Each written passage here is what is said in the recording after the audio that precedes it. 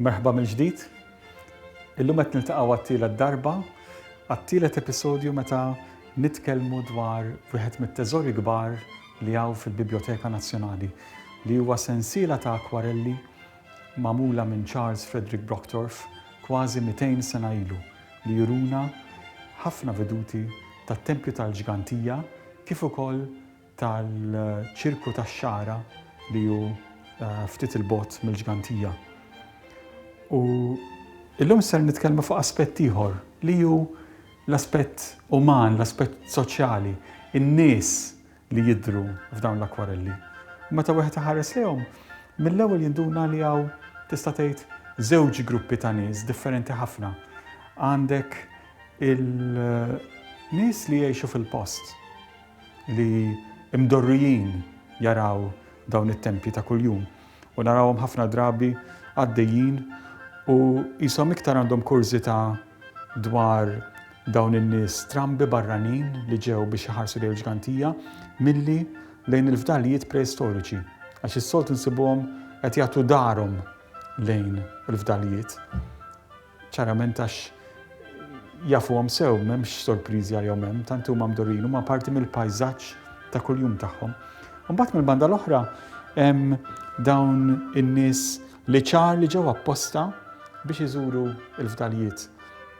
Hawnhekk naraw wis probabbli l-artist innifsu, Charles Frederick Brocktorff, flimkien ma' sinjur ieħor li jista' jkun il-persuna li ordinat dawn l-akwarelli minn Brocktorff u qegħdin dejjem jiġġestikulaw hawnhekk narawhom ikejlu jagħtu istruzzjonijiet għal kif isir l-iskaf. Hawnhekk qegħdin inħarsu lejn iċ-ċirku tax-Xara li huwa stit ftit il-bogħod, waqt li fil-ġenb naraw ħaddiema wis probabbli Maltin jew minn hawn stess li f'dawn l-akwarelli narawhom issa qegħdin jieħdu inqas interess fil-fdalijiet preistoriċi. U din tista' tispjega f'ħafna modi. Hemm min jgħid li n-nies huma hemmhekk sempliċement biex jagħtu sens ta' kemm hu kbir il-maqdes tal-Ġgantija jew ċirku tax-Xara qegħdin hemm bħala kejl li hija raġuni waħda, imma mbagħad hemm ukoll il-mistoqsija għalfejn huma rappreżentati b'ċertu mod.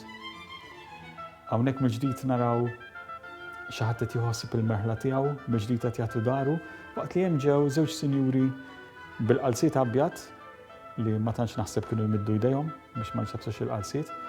U jekk tħarsu sew fil-viċin, hemm persuna oħra bil-barnuża ħamra, ġifieri wis probabbli hija persuna li tgħix f'Għawdex stess, illi qiegħda tħares minn wara ċ-ċint. L-insib interessanti f'dan u anki kif kienet issir l-arkeoloġija. Għaliex jekk sa dak iż-żmien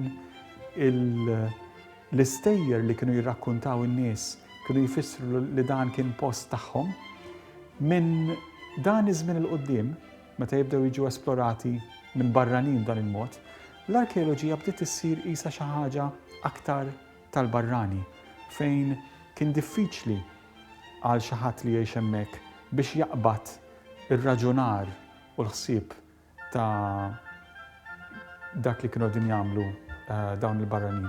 Allura għandek f'ċertu sens in-nies li l-ewwel u qabel kollox dan kien il-patrimonju tagħhom qed isibu ruhom barra minn dan iċ-ċirku, barra minn dan il-mod ta' għarfien. U din ħaġa li tul l-istorja tal-arkeoloġija nistgħu ngħidu li la problema u biss fl-aħħar 20 ta' snin bdejna nirranġawha u mill-ġdid anki il-poplu Malti jieħu sehem sħiħ fl-għarfien u fl-arkeoloġija ta' dan il-kapitlu importanti mill-modi tagħna.